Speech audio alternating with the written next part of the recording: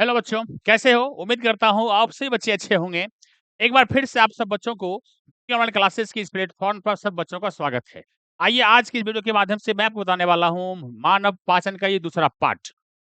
अब बच्चों एक पार्ट मैं आपको बता चुका हूँ, इसमें आपको पाचन क्या होता है, किसका पाचन करने से हमें क्या मिलता है, पाचन के कितने स्टेप होते हैं, सारी बातों की चर्चा हम पहले पार्ट में कर चुके हैं। आज हम पाचन जहाँ से स्टार्ट होती है, वहाँ से हम इस चर्चा आज इस वीडियो के माध्यम से करेंगे।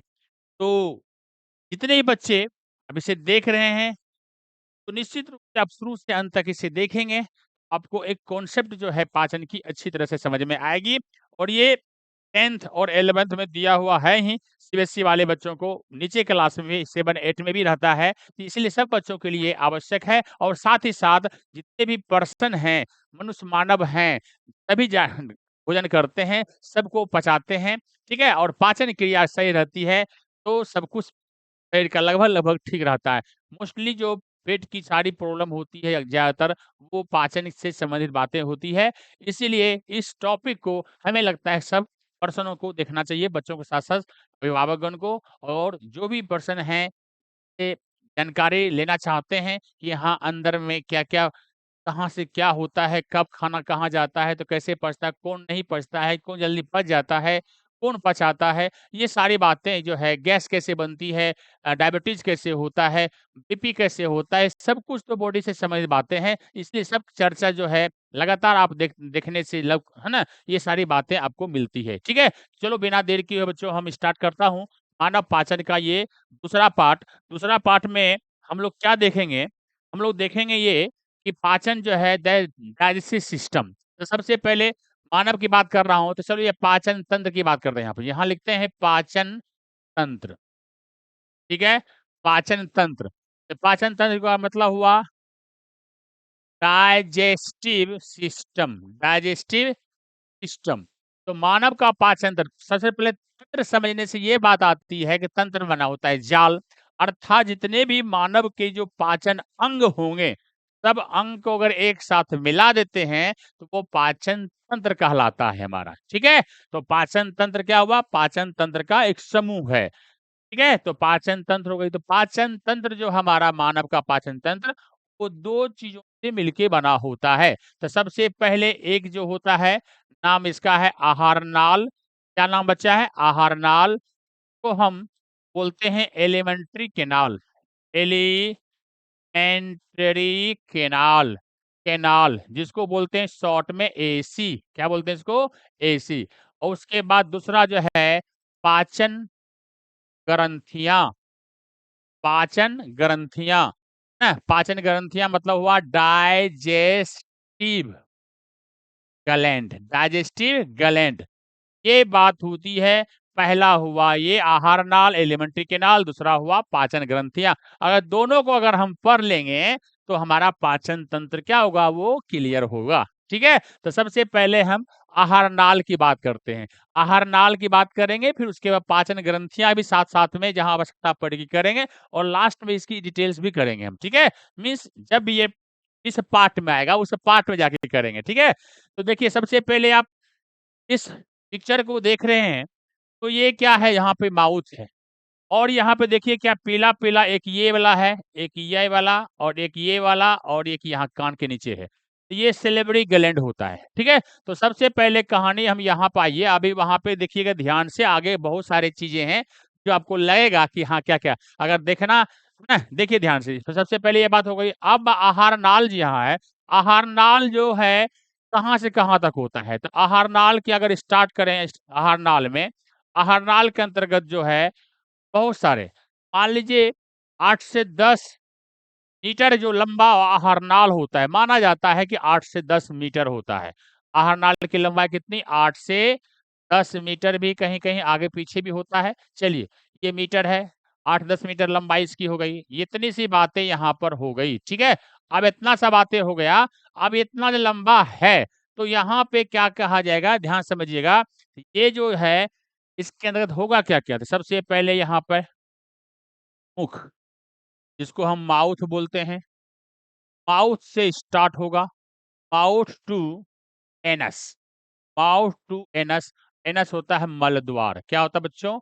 मल द्वार, मल द्वार, मल द्वार। अर्थात ये यहाँ से माउथ से मुंह से चालू होगा आहार नाल, और एनस जो है गंदगी की निकलने के जो रास्ते होते हैं वहां तक और निकलते ही पाचन क्रिया जो है हमारा पूरा हो जाएगा, और साथ ही साथ क्या होगा कि ये आहार नाल भी शुरू से अंत तक का पार्ट हो जाएगा। ठीक है, तो आपने समझा कि आहार नाल यहाँ से शुरू यहाँ तक है। उसके बाद पाचन ग्रंथियां हैं जो कि भोजन को तोड़ने में है ना काम आती है, की बात हम अलग से करेंगे। तो सबसे पहले हम यहाँ स्टार्ट करता हूँ मुख। मुख से शुरू करेंगे, पाचन तंत्र हमारा चालू होगा। तो सबसे पहले मुख करेंगे। मुख क्या होता है? जैसे ना हम आ करते हैं, आ मुख में कौड़ तोड़ते हैं, ऊपर से डालते हैं, आ करके हम मुख में ले लेते हैं। इंजेक्ट भोजन को इंजेक्शन इंजेक्शन है, इंजेक्शन होता है ना, इंजेक्शन अर्थात हाँ, अंतर्ग्रहण। अंतर्ग्रहण मैंने आपको 5 स्टेप बताया था। पहला स्टेप बताया था अंतर्ग्रहण करना। तो भोजन को हम तोड़ते हैं, तोड़ के करते हैं, या चावल को किसी चीज़ देते हैं और अंदर डालते हैं मुख में। तो ये हमारा क्या होता है? मुख का काम होता है कि प्रवेश उसको अंदर में प्रवेश करना, आकर के अंदर लेना। ठीक है? जैसे लेते हैं तो मुख तो क्या हो गया? ये शुरुआत होती है ना? भोजन इनटेक करना। तो फूड इनटेक करना। जैसे ना फूड को इंटेक किए, भोजन को मुँह ले लिए, मुँह का काम हो गया। दूसरा जो काम होता है, अब एक-एक करके यहाँ पहुँचते हैं, तो सबसे पहला मान लीजिए मुख हो गया। एक काम हो गया मुख का, दूसरा काम यहाँ बात करता हूँ मुख गुहा का। मुख गुहा का, मुख गुहा। मुख गुहा क्या होता है? Buccal cavity. समझिएगा ध्यान से। मुख गुहा, इसको बोलेंगे हम बक्कल कैविटी। इसको समझिएगा ध्यान से। अब मुख गुहा क्या होता है? जैसे ना मुंह आ करते हैं, आ ऐसे करके, तो बहुत सारी चीज अंदर में क्या होता है? खाली जगह में नजर आता है। और जीभ भी है, उसके बाद दांत भी है, नहीं, उसके बाद यहाँ पे दांत हो गया, जीभ हो गया, मसूड़ा हो गया। ये सारे चीज जो है यहाँ पर आप लोग देख रहे हो, ये सारे क्या है? तो मुख गुहा के अंतर्गत आ रहा है। तो सबसे पहले भोजन तो मुंह में लिया, आ किए तो मुख में ले लिया, एक ये हो गया।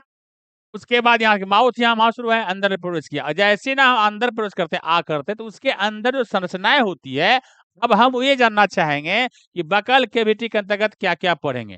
सबसे पहले बच्चों दांत पढ़ेंगे। लो, सबसे पहले क्या पढ़ेंगे? दांत पढ़ेंगे। टीथ इसको बोलते हैं। उसके बाद जो है लार ग्रंथि भी है ना? जैसे ना भोजन को चबाते हैं ना, जैसे तोड़ते हैं, चबाते हैं, तो वहां पे लार ग्रंथि, सिलिवरी ग्लैंड मिलता है, लार ग्रंथि। तो लार ग्रंथि क्या पढ़ेंगे? लार ग्रंथियां, लार ग्रंथियां पढ़ेंगे, है ना? जिसको कहते हैं सिलिवरी ग्लैंड, सिलिवरी ग्लैंड। अब यहाँ पे देख लीजिए, यहाँ पे लिखा हुआ है सिलिवरी ग्लैंड। देखो यहाँ पे चर्चा करेंगे इसका, क्योंकि इसके ये पाचन ग्रंथि के अंतर्गत ये आ जाएगा। लेकिन फिर भी हम चूंकि इसके मुख गुहा से आ किए उसी से संबंधित बातें, इसीलिए मैं इसको यहाँ पे बताना चाह रहा हूँ। लार ग्रंथि, उसके बाद आपको यहाँ पे आता है जीभ पढ़ेंगे। क्या पढ़ेंगे? जीभ, टंग, इतना सा। अब ये तीनों चीज पढ़ेंगे ना हम, तो हमारा समझना हमारा मुख विभाग कंप्लीट हुआ। ठीक है, और किसमें बहुत कुछ है, दांत भी। तो अब मैं आपको जो है ना 11th का लेवल जो है वहां तक मैं आपको पहुंचा दूंगा।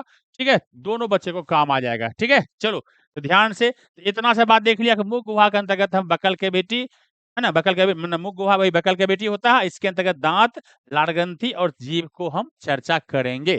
चलिए तो आगे बढ़ते हैं और देखते हैं। आज हम दांत को स्टार्ट करता हूँ। चलिए, दांत कहाँ पे होता है सबको मालूम है, कितना होता है मालूम होगा, नहीं होगा तो चर्चा आगे करता हूँ ध्यान से। इतना सा तस्वीर देखा, तत्काल यहाँ देखा, बाकी क्या-क्या यहाँ पर आपको सब कुछ मिलेगी। पेनक्रियाज भी है, छोटी आंत है, बड़ी आंत है, स्टमक है, लीवर है, गॉल ब्लैडर है, ओसो है ना, एसोफेगस है, ग्रासनली वगैरह सब कुछ है। सब कुछ चर्चा हम एक-एक करके चलेंगे। इस पूरे यहाँ से यहाँ पहुँचने में हमें समय लगेगा, है ना? कई दिन में कई पार्ट में हम बनाएँगे तब पूरा होगा। ठीक है? आइए देखते हैं बच्चों। ये तो बातें हो गई। अब हम बात करें, यहाँ देखिए, अब आगे बढ़ेंगे तो वहां से खाना लिए, मुंह पचाए, जीभ उसको लपेट के निगल गए तो फूड पाइप के द्वारा यहाँ आया। रास्ते में है लेरिंग्स है, फेरिंग्स है, एपिग्लोटिस, ग्लोटिस, सब कुछ है। सब बताऊंगा कि किस किसका कंठ फूटता है, कंठ फूटता है तो क्या होता है, नहीं फूटता है तो क्या होता है, लड़कियों में कंठ क्यों नहीं फूटते, लड़की की आवाज सुरीली क्यों होती है, सारी चर्चाएं जो है होगी, ठीक है? ये देखिए क्या है, ये पाचन तंत्र। ये देखिए ये ओसोफेगस, यहाँ पेट आया, ये छोटी क्या है, लीवर है। अब देखिए यहीं पे क्या है, बाइल जूस है, ये पेनक्रियाज है यहाँ पर, ये पेनक्रियाज है। पेनक्रियाज में देखिए पेनक्रियाटिक डक्ट यहाँ पे है लगा हुआ, इधर भी गया है। उसके बाद छोटियाँ होते-होते छोटी-छोटियाँ है, उसके बाद छोटियाँ आती यहाँ, यहाँ ये छोटियाँ आती है, सब ये सब छोटियाँ आती हैं। उसके बाद लपट-लपट होते-होते बड़ी आँत मिल गया है, देखो बड़ी आँत, ये वाला बड़ी आँत है। बड़ी आँत के 3 पार्ट होते हैं, छोटी आँत के 3 पार्ट होते हैं। सारी चर्चा करेंगे, कहाँ पे गैस बनता है, कहाँ से बैक्टीरिया होता है, सजीव बैक्टीरिया कहाँ पे होता है, सारी चर्चा होते हुए पेनक्रियाज क्या काम होता है, पेनक्रियाज अगर इंसुलिन नहीं निकालेगा तो क्या होगा? सारी समस्या आपको बताई जाएगी, सब है ना? नुकसान, फायदे जो हैं, इससे जितनी सारी चीज़ें हैं, वो आपको दिखाया जाएगा। तो ये देख लीजिए, ये पार्ट, उसी का थोड़ा-सा और यहाँ लिखाया गया है, देखिए लीवर, ये 2 पाले में एक इधर लोब बना हुआ है, और ये पेट का है, ये देखो पेनक्रियाज है, ये सब बना हुआ है। अब तस्वीर में देख के समझ सकते हैं कि कैसे, किस तरह से ये होता है, तो आगे जानकारी हम इसका आपको देंगे। चलिए आगे बढ़ता हूँ, आगे बढ़ते हैं, यहाँ से स्टार्ट करता हूँ बच्चों। आगे यहाँ से स्टार्ट करते हैं, तो सबसे पहला आपको क्या मैंने कहा कि हम मुख गुहा के अंतर्गत हम पढ़ेंगे पहले दाँत को, नहीं? दाँत को पढ़ेंगे, लिखिए, दाँत। दाँत को बोलते हैं टीथ। क्या बोलते हैं बच्चों? टीथ बोलते हैं। अब टीथ जो होता है, क्या है? कि सबसे पहले ये क्या है ना? हमारे शरीर का सबसे मजबूत मजबूत मजबूत पदार्थ, पदार्थे मान लेते हैं, मजबूत पदार्थ हैं, मजबूत, सबसे मजबूत पदार्थ होता है। चलिए पदार्थे मान लीजिए। हमारे शरीर का सबसे मजबूत पदार्थ अब यहाँ पे है। अब ये दाँत को हम बोलते हैं, इसकी सहायता से हम भोजन को छोटे-छोटे टुकड़ों में बाँटते हैं। पाचन क्रिया हमारा दाँत से शुरू होता है, काटने से लेके चालू चालू हो जाता है। तो हमारे शरीर का सबसे मजबूत पदार्थ होता है। अब दाँत हो गया, इतना सा बात समझे। अब दाँत के जो हम बात करते हैं, टाइप की बात करेंगे, है ना? टीथ की टाइप की बात करेंगे। दाँत जो बच्चे मुख्य रूप से हैं, है ना? कितने प्रकार के होते हैं उसको समझिए। दाँत जो है, अगर हम काइंड्स की बात करते हैं, काइंड्स ऑफ टीथ की बात करते हैं, काइंड्स ऑफ टीथ की बात करते हैं, तो ये 2 प्रकार के दाँत होते हैं। अभी बहुत कुछ इसमें जानकारी देंगे आगे, थोड़ा देखिए, पेशेंस रखिए थोड़ा-सा, है ना? डेंटल फ़ॉर्मूला भी बताऊँगा, है ना? अब देखिए 2 प्रकार के होते हैं, तो एक होता है temporary temporary teeth, temporary teeth, और टेम्पोररी टीथ को ही बोलते हैं हम है ना? Milk teeth. क्या बोलते हैं बच्चों? मिल्क टीथ बोलते हैं। मिल्क टीथ क्या होता है? का दाँत, का दाँत, ठीक है? इसकी संख्या बच्चों, है ना? क्या होती है? इसकी संख्या 20 होती है। और एक होता है ना? जो उसको अस्थायी दाँत भी कह सकते हैं। लीजिए अस्थायी दाँत भी कह दीजिए इसे, ठीक है? अब यहाँ पे है बी नंबर में, है ना? अस्थायी दाँत, अस्थायी दाँत को हम बोलते हैं परमानेंट टीथ बोलेंगे बच्चों, परमानेंट टीथ बोलेंगे, ठीक है? अब इसकी संख्या जो होती है 32 होती है। इसकी संख्या है 20। ये शुरुआत कब होती है? शुरुआत होती है ना? लगभग मान लीजिए ना 6 महीनों से, 6 महीनों से, है ना? 1.5 ईयर में स्टार्ट होती है। बच्चों को 6 महीना जब बच्चा होता है ना, या 1.5 साल का होता है, देखते हैं मिनिमम मैक्सिमम, है ना? ईयर में, है ना? दाँत स्टार्ट होता है ना? दाँत निकलना होता है, मतलब दाँत दाँत निकलते हैं। कौन दाँत? ये मिल्क टीथ की बात कर रहा हूँ, निकलते हैं। एवं एवं जो है, ये 6 है, लगभग 6 से 7, 6 से 7 वर्षों वर्षों में क्या होते हैं? वर्षों में जाते हैं, टूट जाते हैं। फिर उसी की जगह पे जो है परमानेंट जो अस्थायी दाँत होता है, वो आपको होता है, निकलता है, ठीक है? तो ये हुआ आपको थोड़ा-सा जानकारी कि मिल्क टीथ कितना है, 20 की संख्या है, और मिल्क टीथ अस्थायी होता है क्योंकि वो साल तक रहता है, फिर टूट के झड़ जाता है, फिर आगे, है ना? दूसरा दाँत परमानेंट उसपे होता है। अब ये 4 प्रकार के होते हैं, अस्थायी दाँत 4 प्रकार के होते हैं, 4 प्रकार के होते हैं। इसका भी नाम ले देता हूँ बच्चों, देखिए, इंसिजर है, इंसीजर है, केनाइन है, इंसीजर है, सीजर है, केनाइन है, प्रीमोलर है, प्रीमोलर है, प्रीमोलर है और यहाँ पे मोलर है। कतरनक, अर्धकतरनक, चवर्णक, अर्धचवर्णक है। ये है इंसीजर है, ठीक है।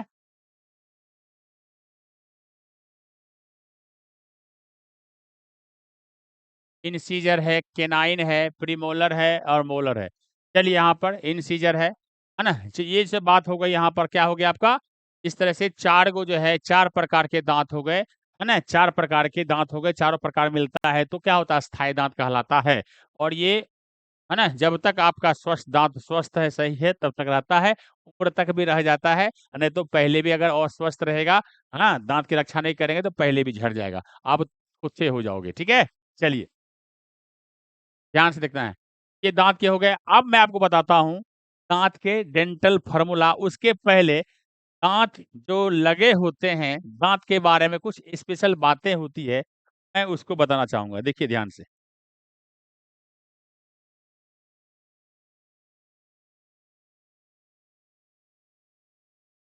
चलिए आगे देखते हैं। यहाँ पे अब दांत की बात करते हैं। दांत, अब देखिए ध्यान से, दांत के बारे में और कुछ स्पेशल बातें। स्पेशल नोट, स्पेशल नोट देखिए दांत के बारे में। सबसे पहले बच्चों, एक होता है ना, देखिए ध्यान समझिएगा।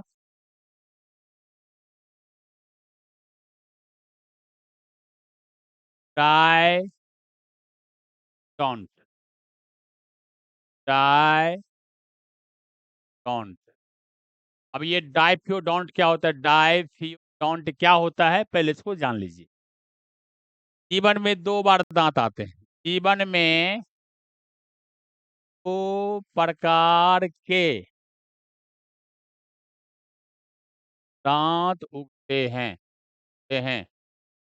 इस अवस्था को, इस अवस्था को डाइफ्योडोंट कहते हैं। हमें लगता है समझ गए होंगे। एक परमानेंट टिथ, एक मिल्क टिथ जो होता है ना, 2 प्रकार के दांत उगते हैं हमारे लाइफ में, होल लाइफ में। इसीलिए उस अवस्था को हम डाइफ्योडोंट कहते हैं।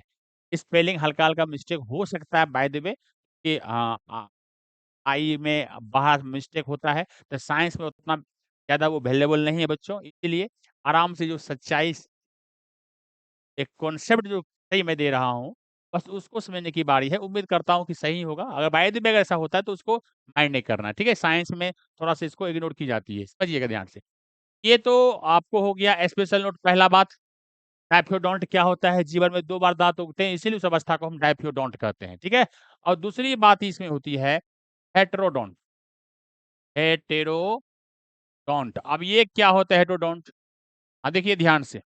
अस्थायी दाँत, अस्थायी दाँत 4 प्रकार के होते हैं। 4 अस्थायी दाँत 4 टाइप के होते हैं, 4 टाइप्स के हैं, होते हैं। इस अवस्था को क्या कहेंगे हम? हेटेरोडोंट कहेंगे, हेटेरोडोंट कहेंगे। देखोगे सर कैसे? अरे 4 प्रकार के दाँत हुआ, चारों अलग-अलग ना होता है। हेटेरो माने भिन्न-भिन्न होता है। हेटेरो, हेटेरो, हेटेरो माने भिन्न-भिन्न। तो विभिन्न प्रकार के 4 प्रकार के हो गए, तो 4 प्रकार के दाँत जो उगते हैं, बस इस अवस्था को हम हेटेरोडोंट कहेंगे। क्या कहेंगे इसको? हेटेरोडोंट कहेंगे। और एक और बचा है ट्रिकोडोंट, है ना? ट्रिकोडोंट। अब ये ट्रिकोडोंट क्या होता है? ट्रिकोडोंट क्या होता है? अब देखिए जो है, दाँत हमारे मसूढ़ों, दाँत हमारे मसूढ़ा है ना, मसूढ़ा, मसूढ़ा में धँसा हुआ रहता है ना?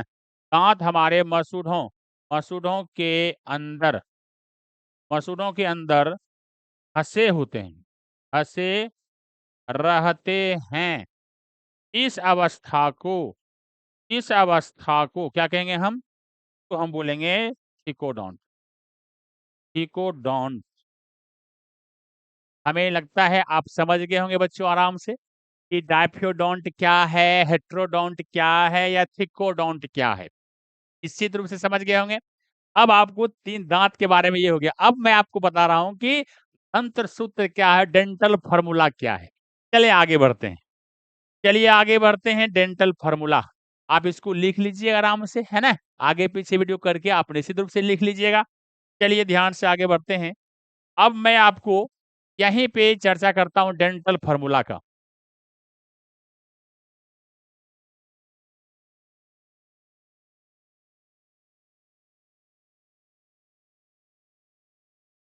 चलिए डेंटल फ़ॉर्मूला का देखिए। अब यहाँ पे क्या है? Dental formula. डेंटल फ़ॉर्मूले कह दीजिएगा। दंत सूत्र, दंत सूत्र। अब दंत सूत्र समझिए, उसके बाद धीरे-धीरे दाँत की जानकारी मिल जाएगी, फिर जीभ है, लार ग्रंथि है। देखते हैं इसमें आप कहाँ तक है ना, ज़्यादा लंबा नहीं करना चाहता हूँ, बच्चे को छोटे-छोटे चीज़ पसंद आता है कि पार्ट वाइज़ में। चलिए मैं द फिर भी दाँत के बारे में जानकारी दे रहा हूँ। तो सबसे पहले दाँत डेंटल दंत सूत्र जो होता है, सबसे पहले हम दंत सूत्र बताना चाहेंगे चाइल्ड का। चाइल्ड बच्चे का 30 दाँत होता है। इसका सूत्र होगा बच्चा 2102 बट्टे 21 अब यहाँ हो गया। अब देखिए ये कैस 0 क्या है ना? कैनाइन है, इंसीजर है ना? पहले इंसीजर लिखे थे कोई बात नहीं, चारों पका होता है। तो कैनाइन हो गया यहाँ पर, सी है, आई है ना? और उसके बाद प्रीमोलर है और यहाँ पे मोलर है। पहले क्या यहाँ पर इंसीजर, इंसीजर है, कैनाइन है। चलो आगे पीछे यहाँ पे कर लीजिएगा, कहीं पे अगर ये वाला हमें लगता है कि ये वाला जो है, फिर यहाँ पे कैनाइन यहाँ पे, ठीक है? चलो यहाँ पे।